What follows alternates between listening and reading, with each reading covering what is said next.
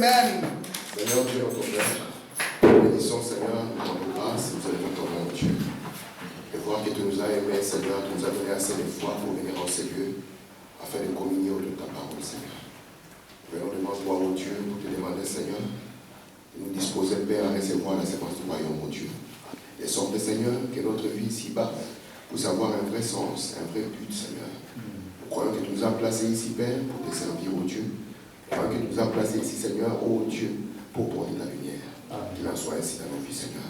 Est-ce que, Père, alors que ta parole va sortir, ô Dieu, que chaque problème qui est ici, Père, puisse être résolu. Amen. Quelconque, ô Dieu, qu'elle soit guérie. S'il y a, ô Dieu, une difficulté quelque part, Seigneur, qu'elle puisse trouver solution.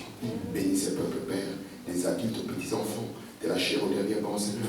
Qu'en sortant d'ici, Père, nous puissions dire comme les disciples sur ce que nos cœurs brillent au-delà de nous quand ils nous parlent de ces mystères. Qu'il en soit ainsi, Seigneur. Alors que nous nous remettons tous entre tes mains, nous mettons tous de côté, ô Dieu, et nous attendons entièrement en toi, Seigneur, sur ce que tu vas nous dire, Père, afin de nous aider. Que la gloire te soit rendue, Père, au nom de Jésus-Christ. Amen. Amen. Je vous salue tous au nom du Seigneur Jésus-Christ. Amen. Et j'espère que vous êtes bien. Amen. Amen. Amen. Il y en a qui ne sont pas bien. Comment ça va? Ok, nous allons lire dans Ésaïe 5, à partir du verset 20. Et nous allons lire du verset 20 au verset 21. La Bible dit ceci, je ne sais pas si vous y êtes, comme ça nous allons prendre aussi Ésaïe 14 et nous allons avancer.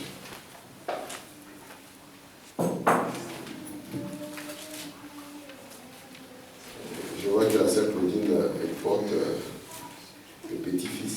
Il doit être content. C'est Elisabeth qui est bénisse. Content de voir. Nous allons lire, la parole de Dieu dit ceci. Malheur à ceux qui appellent le mal bien et le bien mal, qui changent les ténèbres en lumière et la lumière en ténèbres, qui changent l'amertume en douceur et la douceur en amertume. Malheur à ceux qui sont sages à leurs yeux et qui se croient intelligents. Nous allons aussi tourner nos Bibles quelques pages, encore plus loin. Ésaïe 14, du verset 12 au verset 15.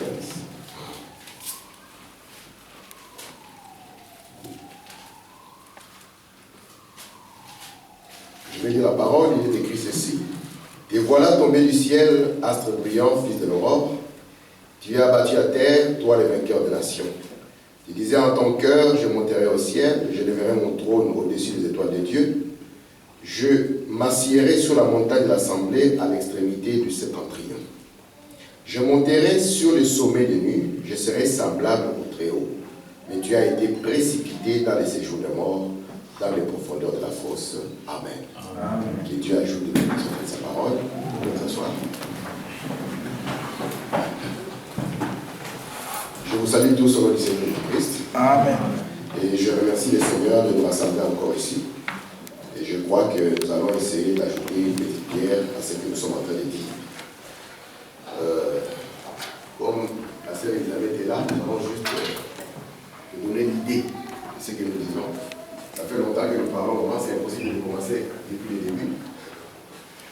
Alors, nous sommes en train de parler actuellement sur ce que nous avons appelé le mystère Lucifer, n'est-ce pas? Amen. Et je ne sais pas, frère David, tu étais là la dernière fois? Non. Je ne sais plus par où commencer, mais je crois que Dieu va me faire grâce. Regardez un peu, nous avons vu avec vous que Dieu, lorsqu'il a créé les anges, il les a créés en vue de l'adoration, du service, ainsi que de sa protection. N'est-ce pas? Amen. Parce qu'on l'a appelé l'Éternel des armées. Alors qu'il n'y avait pas encore la guerre, lui il avait déjà une armée. Amen. Parce qu'il savait qu'il y avait une guerre qui allait venir. Amen. Amen. Et nous avons vu que parmi les astres ou les anges qu'il a créés, il y a un qui s'est nommé Lucifer. Nous savons aujourd'hui que ce nom fait froid dans les dos.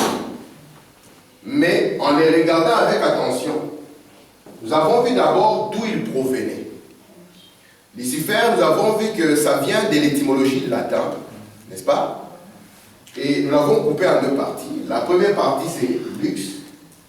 Et la deuxième partie, c'est ferré. Et nous avons vu que luxe signifie lumière. Et ferré signifie porter. Et nous avons vu que Lucifer, en tout, signifiait porteur de lumière. Amen. Parce que lorsque vous voyez l'écriture que nous lisons, nous voyons qu'il est dit de lui qu'il était un astre brillant.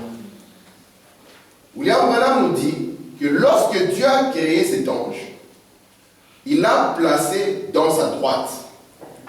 Et nous croyons que Dieu est un esprit. Frère Max, nous ne croyons pas que Dieu a une main droite comme un homme. Amen. Mais la droite, selon Frère Branham, signifie l'autorité ou la puissance. Lorsque nous sommes partis plus loin d'Apocalypse, maman, nous étions étonnés de voir que dans la main droite de Jésus, il y avait encore des astres. Et nous avons vu que c'est vraiment intéressant de pouvoir étudier cela. C'est là où tout cela a commencé à découler. Sœur Elisabeth, nous avons vu maintenant que cet ange, ou bien cet astre, parce que remarquez, Jésus avait des étoiles dans sa main. Il y en avait 7, il n'y en avait pas 8. Donc, si on vous prêche un 8e messager, sachez que cela ne se trouve pas dans sa main droite. Amen. Il se trouve dans la main droite de quelqu'un d'autre. Amen. Alors, regardez ici. Apocalypse nous a dit qu'étoile signifie quoi? Ça signifie ange. C'est la même chose.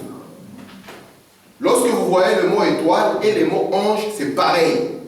Parce que lorsque Jean voulait comprendre, il dit qu'est-ce que signifie ceci? On lui a dit étoile signifie ange. Et lorsque nous sommes partis voir ce qui signifie ange, nous avons vu qu'un ange ne signifie pas un être avec des ailes. Ça, ce sont nos amis d'à côté qui pensent comme ça. Mais nous, les enfants de la maison, nous savons que ange signifie aussi messager. Amen. Donc même s'il n'a pas d'aile, s'il apporte un message, c'est une étoile ou bien c'est un ange. Mais nous avons remarqué maintenant quelque chose qui nous a intrigués. C'est que malgré que cette étoile ici, cet ange, ce messager, qui était dans sa main droite et que Dieu avait élevé, parce que nous avons vu qu'il était même un chef des anges dans sa position, après un moment, il n'est pas resté dans cette position. Frère Branham nous a dit qu'un sentiment bizarre a commencé à monter dans son cœur. Il a pensé que lui pouvait mieux conduire les choses que le boss. Et nous avons vu que le prophète Ésaïe avait vu son cœur, n'est-ce pas? Et nous avons compris que le cœur est au-delà de l'organe qui pompe le sang. Hier, nous parlions, ma belle-mère, ma femme et moi, sur le cœur. D'ailleurs, en Swahili, c'est encore, il y a des mots qui peuvent signifier le cœur, mais pas le cœur physique. Alors, nous étions en train d'étudier ça. Et c'était bien. Ma femme confondait. Et la maman a dit non, ce n'est pas ça. C'est l'autre là qui signifie pas le cœur comme le cœur physique. Et il a vu que dans son cœur, il voulait s'élever. Non pas simplement s'élever, mais il voulait s'élever au-dessus des autres étoiles. Et son but, il voulait être semblable au Très-Haut. Vous êtes là? Amen. Je vais lire, frère Branham, je ne serai pas très long, parce que j'aimerais ne pas être très long. Mais je vais lire beaucoup, frère Branham. N'est-ce pas? N'est-ce pas? Pas Amen. Quand je dis n'est-ce pas, dites-moi oui. Parce que sinon je vais penser que la salle est vide. Et j'ai peur de prêcher dans une salle vide. Alors, regardez un peu. Nous allons commencer à voir, parce que j'ai promis à Frère Max que nous allons parler de sa queue. La Bible nous dit que pour pouvoir dominer les autres étoiles, il les a liées par sa queue. Et pas seulement les lier par sa queue, mais il les a fait tomber à terre. Donc il n'est pas tombé seul. Dans sa chute, il a entraîné les 2 tiers d'étoiles du ciel. Amen. Amen. Et ce qui nous a frappé, nous, c'est que de la position qu'il était d'un porteur de lumière, on l'a appelé Satan. Avant, il n'était pas Satan. Avant, il pouvait porter la lumière. Et nous avons dit que les chandeliers, parce que c'est les chandeliers qui nous ont inspirés. Vous savez que les chandeliers, c'est cette étoile? Amen. Amen. Les chandeliers ici, comme je vous ai dit, ne peuvent pas briller de lui-même, frère Max. C'est pour ça qu'une étoile, en réalité, elle n'est pas là pour faire sa propre propagande. L'étoile est là afin d'introduire une vraie lumière. Nous allons lire Frère Branham. Amen. Et vous allez lire la citation noire sur blanc où Frère Branham appelle les messagers les porteurs de lumière. Donc, si on change des mots et qu'on parle dans une autre langue, vous allez voir ce que cela signifie. N'est-ce pas, Frère Max? Je vais lire Frère Branham. Et puis, nous allons commencer à voir. Parce qu'une des choses sur lesquelles nous devons attirer notre attention, c'est Arlette. William Branham nous dit que c'est dans la nature des gentils que quand Dieu commence à utiliser quelqu'un, après un moment, il va gonfler. C'est dans notre nature, nous les gentils. Il suffit que Dieu me prenne simplement. Que je prie pour un malade qui était aveugle qui voit, et que je prie après pour un sourd qui entend, n'est-ce pas, Frère Max? On amène quelqu'un dans une chaise roulante, il marche, et bien moi, les affiches sont partout. Vous comprenez, l'homme du moment, ça sera moi. C'est dans la nature des gentils. Et nous avons vu que c'est ça le début de la chute. Je suis en train de les présenter peut-être concernant les ministres, et c'est pour ça que nous sommes tous joyeux, parce que nous frappons les ministres.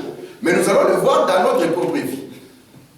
Là, ça sera encore plus intéressant parce que ça va nous concerner nous-mêmes, n'est-ce pas, maman? Amen. Nous avons vu avec l'évangile de Jésus qu'il est facile de regarder les brins d'herbe qui se trouvent dans l'œil du voisin, plutôt que de voir les baobabs qui se trouvent dans notre œil, n'est-ce pas? Donc, nous allons voir tous les aspects de ceci.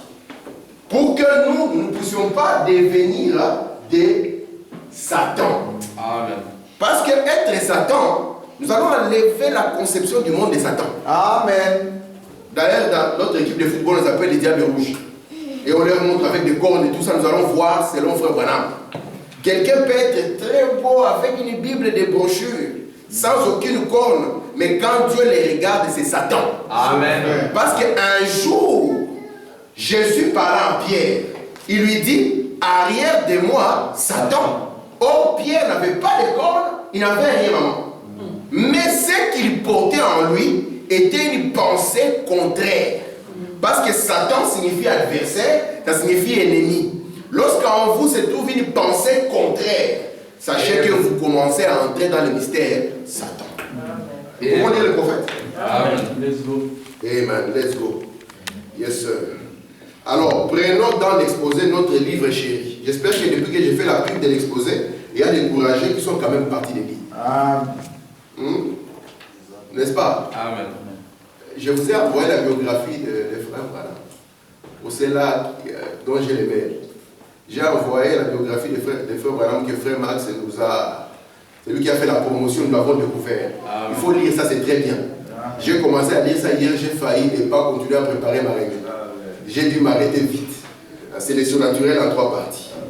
Écoutez ceci. Nous sommes dans l'exposé à la page 232. Frère Branham dit ceci. Je ne serai pas long. Il dit ceci. Je regarde mon heure. Je vais parler pendant une demi-heure. Ou à tout plus 40 minutes. Frère Branham dit ceci. Ces messagers sont appelés des étoiles. Parce qu'ils brillent d'un éclat emprunté. C'est la lumière du Fils, Jésus lui-même, qui les reflète. Ils sont également appelés des étoiles parce qu'ils sont les porteurs de la lumière. C'est frère Branham. Vous êtes là? On les appelle des étoiles parce qu'ils sont les porteurs de la lumière. Et nous avons vu que ce sont les Romains qui, voyant la planète Vénus, vous pouvez aussi l'observer. Ils ont vu que cette planète porte la lumière et elle introduit le soleil. Alors ils appelaient cela Lucifer.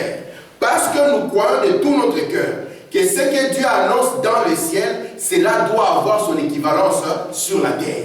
C'est pour ça que Branham dit que la bataille qui était la bataille des anges a fini par devenir la bataille des hommes. Amen. Maintenant, je vais lire dans l'Éden de Satan. J'ai sauté des citations. L'Éden de Satan, au paragraphe 105, fois Branham dit ceci. Donc, il a dit qu'il s'élèverait au-dessus du Très-Haut. Il monterait au-dessus des nues et des étoiles. Il s'assierait là comme Dieu. Il serait au-dessus du Très-Haut. Frère Branham dit, il a réussi à mettre ses menaces à exécution. Certainement qu'il a eu énormément de succès à mettre ses menaces à exécution. Donc ce qui était un sentiment dans son cœur, il ne s'est pas arrêté au sentiment. Mais il a accompli ce qui était dans son cœur. Vous êtes là? Amen. Alors, je suis dans la sémence du serpent, paragraphe 82. Pour madame dit ceci.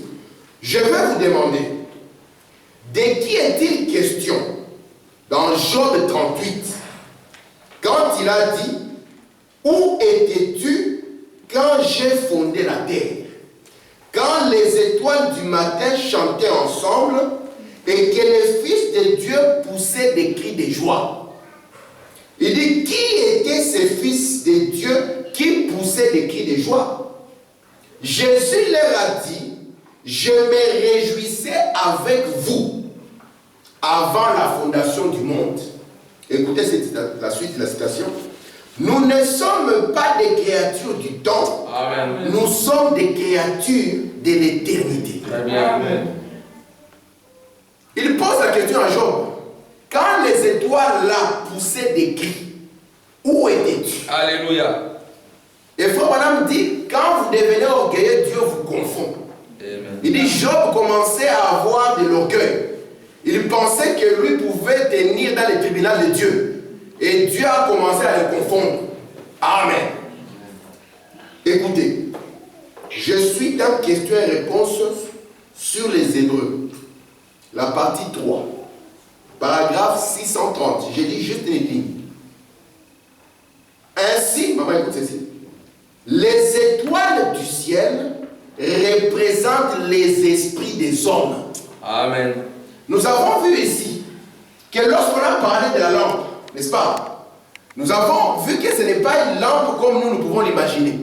William Branham a pris l'écriture dans Proverbe 20, n'est-ce pas? Et il nous a montré que la lampe brûlante, c'est l'esprit de l'homme. C'est pour cela que Jésus revient en nous montrant que c'est une étoile. Et Branham prend cela, il connaît ici. Il dit les étoiles dans les cieux, ils représentent les esprits des hommes. Amen.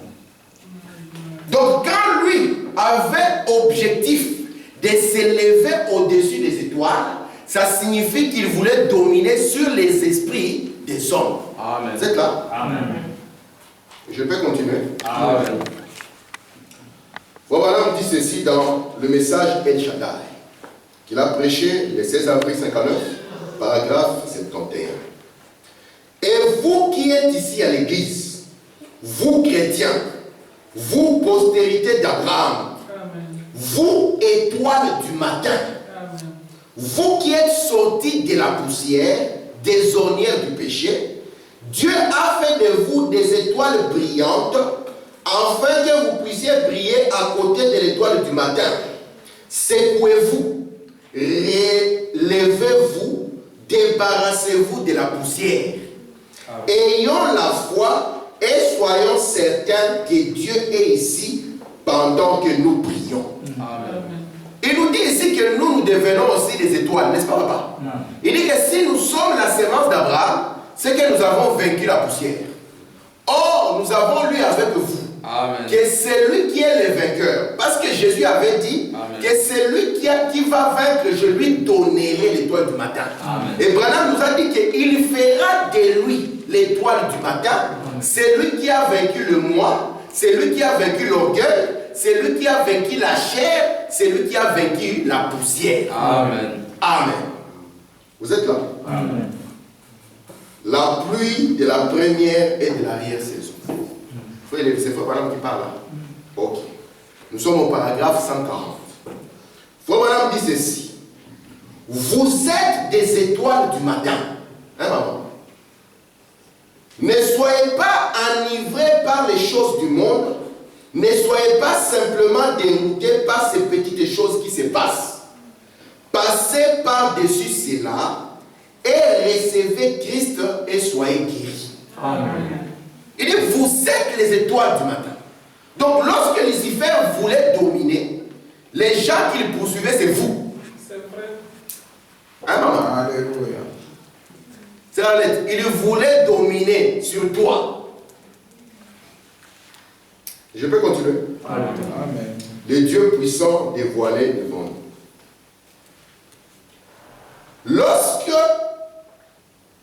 Lors d'un séjour à Carlsbad, Nouveau-Mexique, je tenais une réunion.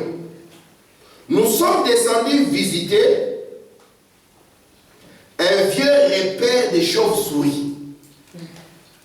Sœur Elisabeth, tu pourrais aussi accompagner Fabana. Aller visiter un vieux repère de chauves-souris. Nous, quand nous voyons les hiboux, les chauves-souris, n'est-ce pas, frère Max? Nous qui venons d'un certain coin, nous reculons. Ça, c'est dit, nous reculons. Nous disons, ça, c'est un point suspect. Frère voilà me dit, je suis parti avec les frères pour aller visiter un repère de chauves-souris. Écoutez, l'endroit donnait un peu les frissons. Donc, si à frère voilà il avait les frissons, nous serons déjà dans les comas. Vous savez d'où nous venons. Amen. Écoutez, il dit, nous y sommes descendus. L'homme, à son arrivée en bas, dans cet endroit, a brusquement éteint les lumières. Là, je crois que nous allons entendre au nom de Jésus. Ça va commencer là-bas. Parce que nous serons dans une insécurité parfaite.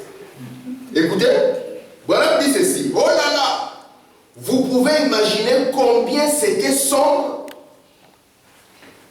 C'était simplement, il faisait tellement noir qu'on aurait pu toucher l'obscurité. Vous êtes là? Amen. Écoutez, voilà. C'est à peu près ainsi que cela devient actuellement lorsque nous voyons l'Église qui n'arrive pas à reconnaître la parole de Dieu. Lorsque nous voyons nos filles de Sion se comporter comme elles le font, lorsque nous voyons nos frères fumer, boire, raconter des plaisanteries obscènes, ainsi de suite, tout en essayant de professer leur foi en Christ, Frère Branham dit, il fait noir. Il fait nuit noire. Nous voyons les signes de sa venue. Le temps le plus sombre est toujours juste avant le jour. Amen. Alors l'étoile du matin s'élève pour saluer les jours en messager annonçant sa venue. Vous êtes là? Amen. Frère Samuel, William Branham est descendu, ça faisait noir. Il dit au point où on pouvait toucher l'obscurité. Vous voyez dans la Bible, on dit qu'en Égypte aussi, il faisait tellement noir qu'on pouvait toucher l'obscurité. Et Branham dit, c'est là maintenant correspond à quand nous voyons nos filles de Sion. Elles qui étaient censées être dans une certaine position. Il dit, lorsque nous voyons nos frères fumer, boire, escroquer frère Max, et elles continuaient à citer frère Branham dans leur bouche. William Branham dit, ça c'est une nuit noire. Parce que nous ne voulons pas que vous restiez dans les ténèbres du dehors. Non, messieurs. Amen. Amen. Ok. Frère Branham dit ceci. Je crois que si j'ai bonne mémoire, c'est dans Apocalypse, le livre des symboles, au paragraphe 62. Frère Branham dit, vous allez remarquer qu'aujourd'hui, les gens ne connaissent rien sur le mystère de Dieu. Amen. Il dit, tout ce qu'on leur a dit, c'est joignez-vous à l'église, mettez votre nom dans le livre de l'église, soyez un bon voisin. Frère Branham dit, mais ils ne connaissent rien quant au mystère de Dieu. Or, le mystère de Dieu, c'est Christ. Donc, nous avons commencé à déployer ici son triple dessein, n'est-ce pas, maman? Amen. Nous avons vu comment à la croix, il est venu mourir pour se révéler, n'est-ce pas? Et qu'il voulait avoir la prééminence dans nos vies. Non pas simplement être un sauveur, mais être aussi un Seigneur. Amen. Amen. Écoutez, exposé des âges de l'Église, page 231. À celui qui vaincra, qui gardera jusqu'à la fin mes œuvres, je donnerai autorité sur les nations. Il les pètera avec une verge de fer, Amen. comme on brise les vases d'argile. Ainsi que moi-même, j'en ai reçu le pouvoir de mon Père, je lui donnerai l'étoile du matin. À celui qui a des oreilles, entendre ce que l'Esprit dit aux églises. Écoutez, faut pas maintenant. À celui qui vaincra et qui gardera jusqu'à la fin mes œuvres. Ce que l'Esprit dit ici des œuvres nous montre clairement que Dieu essaie de nous faire comprendre aux siens ce qu'il pense des œuvres de justice. 4 fois il mentionne les œuvres. Maintenant, il dit que c'est lui qui continuera fidèlement à faire les œuvres jusqu'à la fin, recevra autorité sur des nations. Amen. Écoutez bien, il sera un maître puissant. Frère Max, il sera un rabbi. Donc quand on disait à Jésus rabbi, c'est Elisabeth, on l'appelait maître. Et Branham dit ici, c'est lui qui gardera les œuvres de justice, n'est-ce pas? Les œuvres héroïques, n'est-ce pas? Il dit ici qu'il sera un maître puissant. Écoutez, Frère Branham, je continue. Il sera un maître puissant, capable et inflexible, qui pourra affronter n'importe quelle situation avec une puissance telle que l'ennemi le plus acharné sera brisé s'il le faut. Amen. Frère Branham dit, il manifestera son autorité avec une puissance semblable à celle du Fils lui-même. Amen. Amen. Le vainqueur du moi, le vainqueur de l'orgueil, le vainqueur de la chair. Amen. Amen. Frère Branham dit ceci, exposé dès 132. Je suis en train de me diriger pour décrire Satan, pour qu'on voit comment est ce monsieur.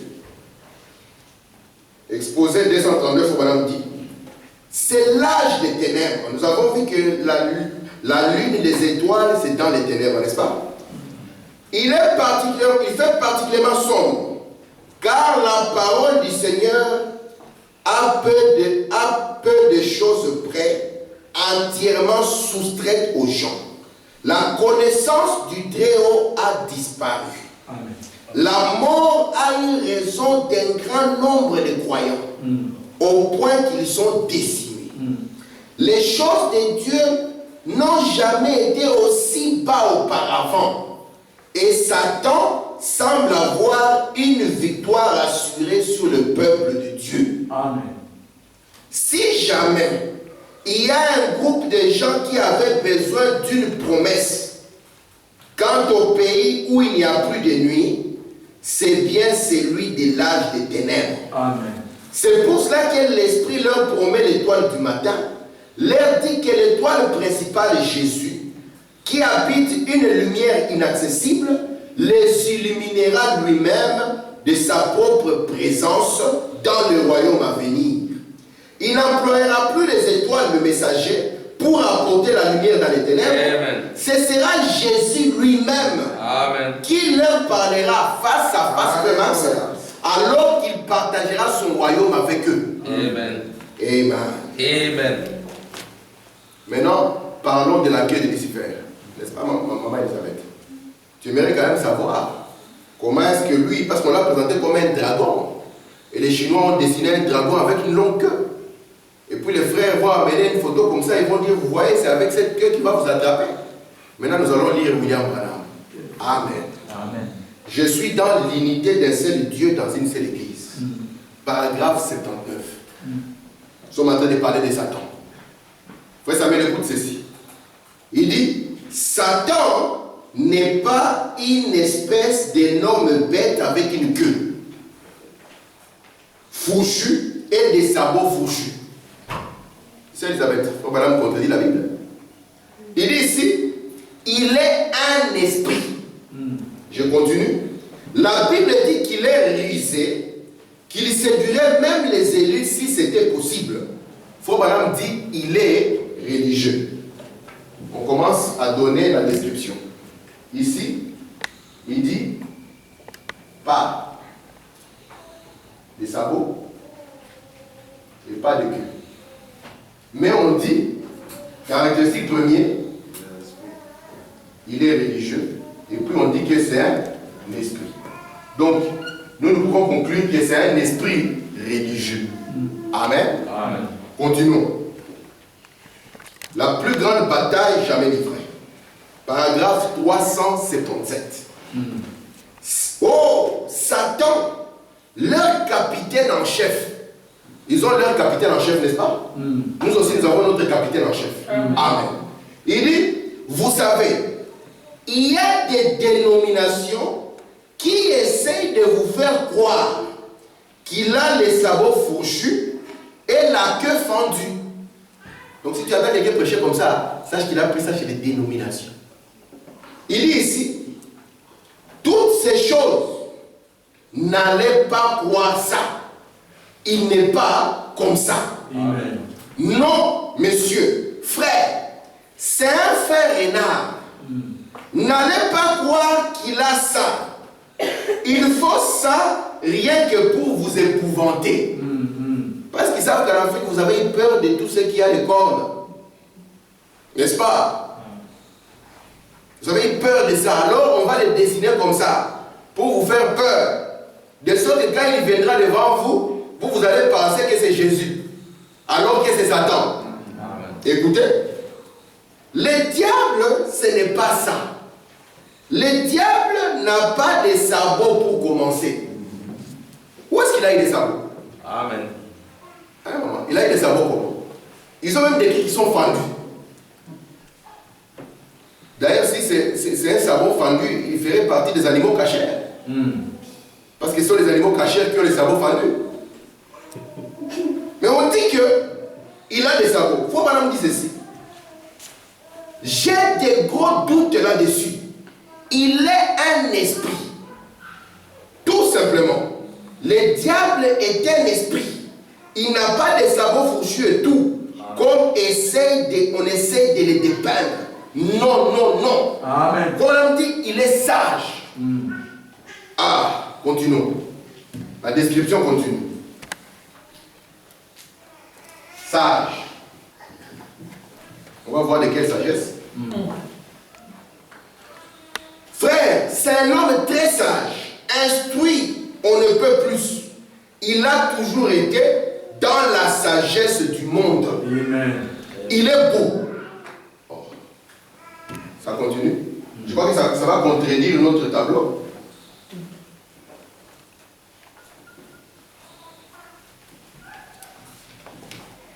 C'est Elisabeth, il est beau. Donc on me dit, il a l'image d'une femme avec des cheveux coupés courts, très bien rangés là. C'est beau. Ou là, on me dit, c'est beau. Amen. Il est beau. On peut continuer. Amen. Il a organisé son armée avec la sagesse du monde au point que, frère, ne va pas essayer de tenir tes propos. Tu as intérêt à savoir de quoi tu parles. Amen. Quand tu affrontes un de ces gars-là. Amen. Donc tu ne peux pas faire l'aventure avec lui. Tu peux faire l'aventure avec les gens qui viennent à l'église, pas avec lui. Lui, il est sage. Vous savez, il est beau. Il a même un esprit religieux. Et il connaît la lettre. Amen. Amen. On continue. Frère Madame dit, paragraphe 379. Ne vous aventurez pas sur son terrain, à moins de savoir de quoi vous parlez. Amen. C'est exact. Mais nous connaissons ces vieilles tactiques. Donc c'est aussi un tacticien. Amen. Hein, maman? Si on avait quelqu'un qui a fait l'armée ici, on dirait que c'est un ingénieur de guerre. Un chef d'état-major, je ne sais pas moi, parce qu'on dit des tacticiens de guerre. Vous savez que dans une guerre, ce n'est pas le nombre qui compte. Amen. C'est l'intelligence de la guerre. Amen. Un jour, mes enfants me posaient la question, mais pourquoi on dit cheval de Troie? Je leur ai dit, mais dans l'histoire, on dit que la ville de Troie était impossible à prendre. Mais les gens ont réfléchi dans cette guerre, comment nous allons prendre cette ville. Ils ont dit, on va leur donner un cadeau. Et on a fait un grand cheval, frère Samuel. Nous qui aimons les cadeaux, nous avons pris les cadeaux, n'est-ce pas? dans la ville de Troie, on ne savait pas qu'à l'intérieur du cheval, il y avait des armées qui étaient prêtes à attaquer la ville. Amen. Et la nuit, quand tout le monde est parti dormir, l'armée est sortie. Ça, c'est une tactique de guerre, n'est-ce pas? Amen. Et la personne qui a fait ça, on pouvait vraiment lui dire, toi, tu es vraiment un tacticien de guerre. Vous voyez le monde, la manière dont c'est conduit aujourd'hui, Amen. c'est des tactiques pour manipuler les gens. Amen. C'est tout. Si vous lisez un écrivain qui s'appelle par exemple Machiavel, vous allez être étonné comment est-ce qu'il a montré comment devait fonctionner l'État. Il a montré comment vous devez arriver à un endroit et comment vous allez dominer sur les gens par des tactiques. Il a montré différentes manières de le faire. 3000 ans avant lui, en Chine, il y avait un autre monsieur qui s'appelait Tzu. Il a écrit l'art de la guerre.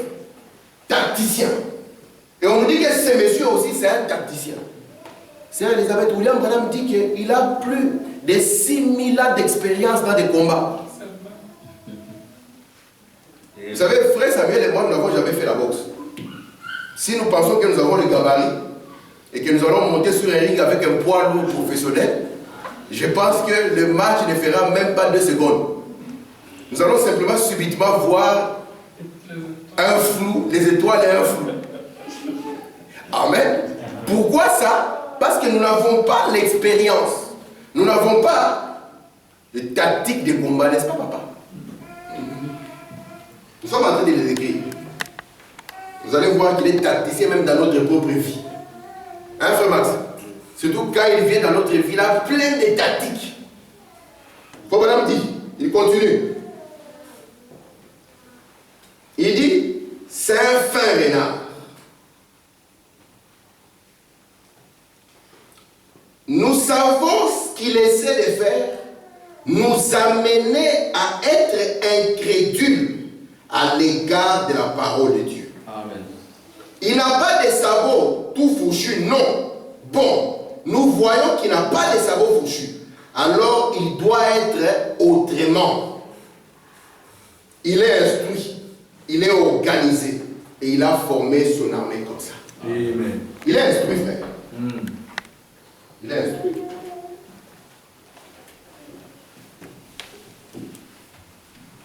Amen. Amen. Je suis dans question et réponse numéro 1 qu'il a prêché le 3 janvier 54. Frère Madame nous dit ceci, paragraphe 116.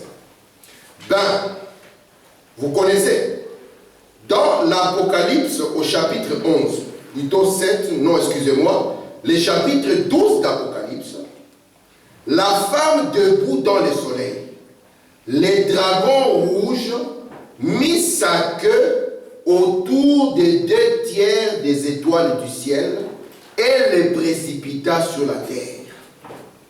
Nous découvrons que Satan au commencement avait établi un royaume dans le pays du septentrion avec l'intention d'en faire un plus beau que celui de Michael. Amen. Et un jour, il a déclaré la guerre dans le ciel. Il a entraîné les 2 tiers des êtres angéliques avec lui. Comme madame dit, c'est la raison pour laquelle nous sommes une minorité.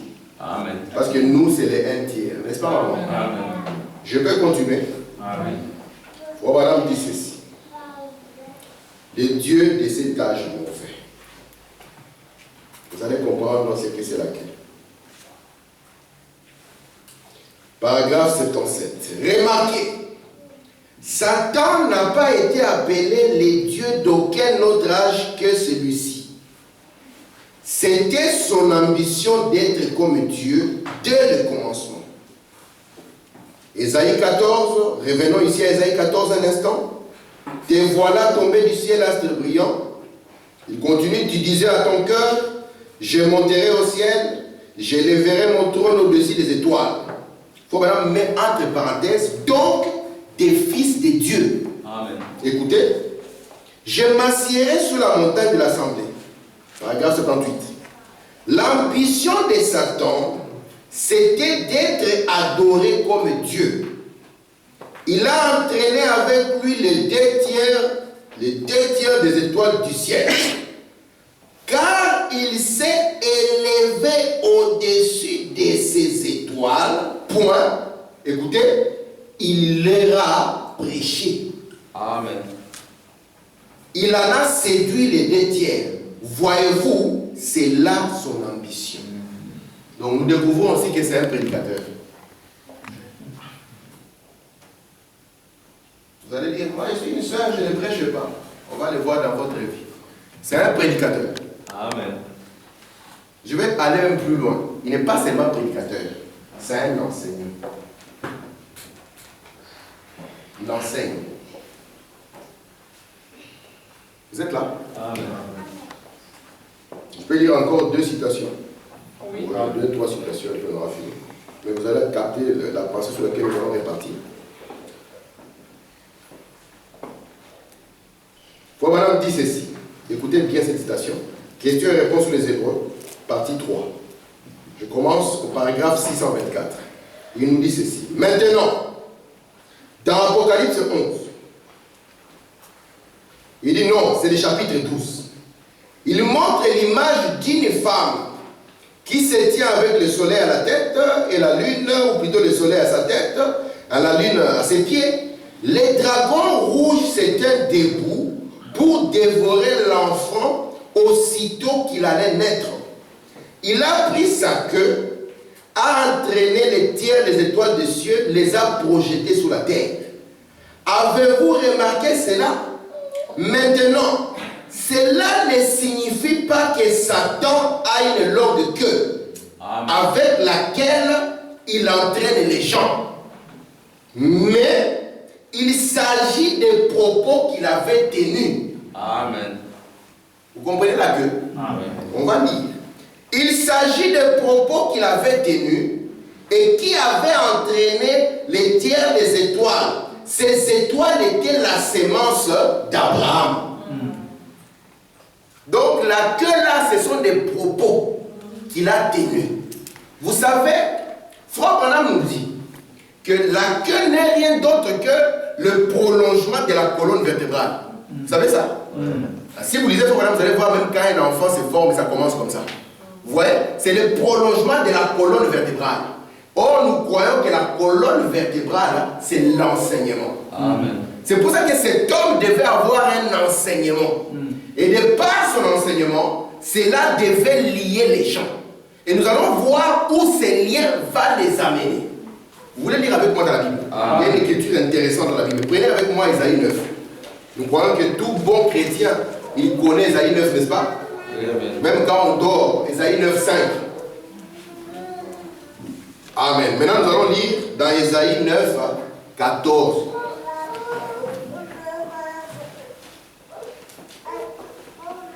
Vous allez voir que notre message est biblique. C'est vraiment biblique. Frère Max, l'écriture va te faire de la joie. Tu peux la lire pour moi. Tu as un Bible en français. Un Bible en anglais. Fais l'écriture de la Bible.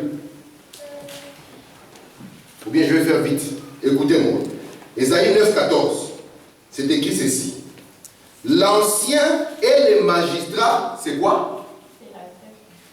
Est-ce que vous avez vu les magistrats dans cet âge? Vous avez vu les magistrats? Oui. Vous n'avez pas vu les magistrats? On a vu. Les juges. Oui, on a vu. L'ancien, vous ne l'avez pas vu. On a vu. La Bible dit que c'est qui? C'est la tête. Qui n'a pas vu la tête? La tête qui est venue. Vous savez, tu n'as pas vu la tête? On a vu. Écoutez, l'écriture dit l'ancien et les magistrats, c'est la tête. Écoutez, le prophète qui enseigne le mensonge, c'est quoi?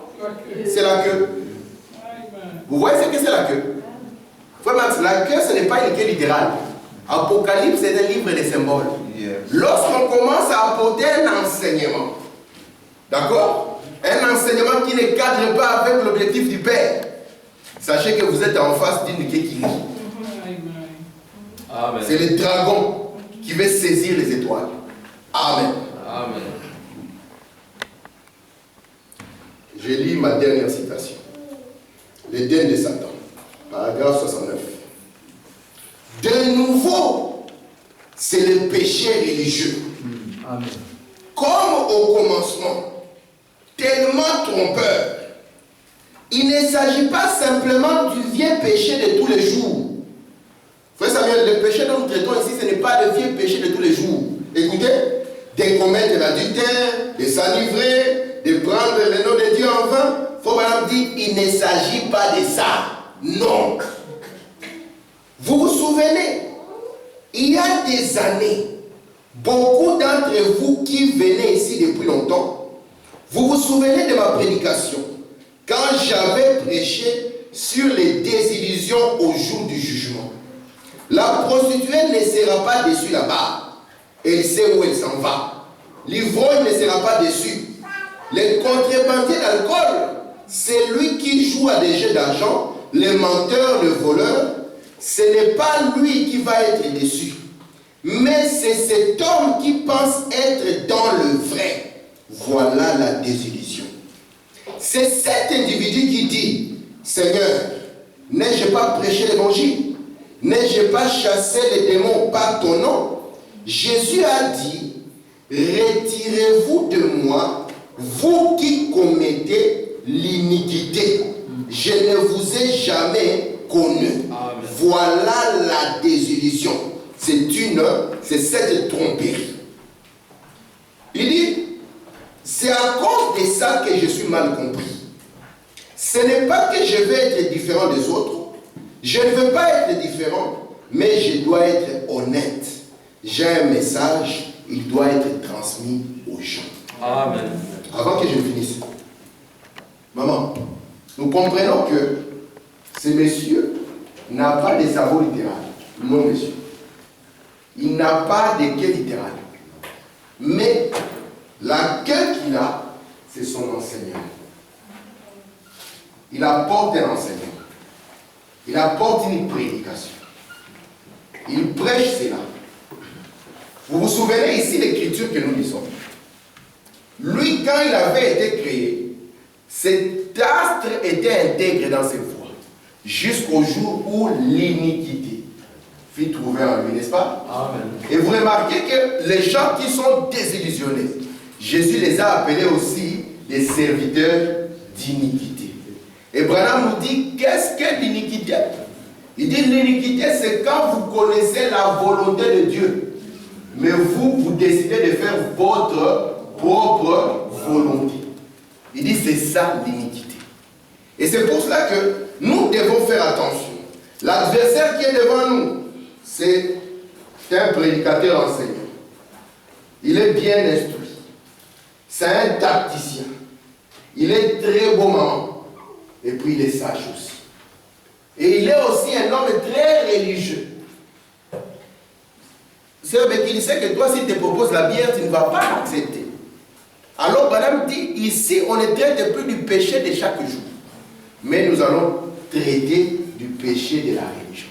En finissant, Branham dit que les esprits les plus méchants, les esprits les plus mauvais que vous allez trouver, ce sont des esprits religieux.